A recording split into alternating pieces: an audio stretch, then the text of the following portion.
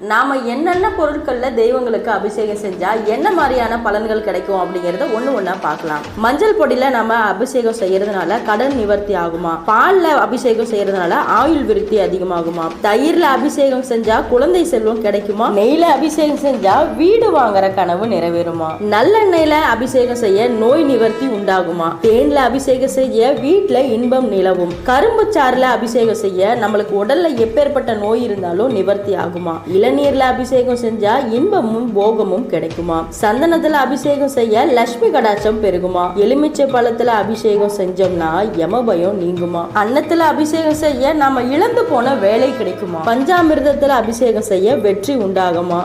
விபூதி அபிஷேகம் செய்ய நல்ல மக்கள் பேரு கிடைக்குமா? பன்னீர்ல அபிஷேகம் செய்ய புகழ் கிடைக்குமா? நாம பூக்கள்ல அபிஷேகம் செய்யும் போது மகிழ்ச்சி உண்டாகுமா? குங்குமத்துல அபிஷேகம் செய்யும் போது மங்களமான வாழ்க்கை கிடைக்குமா?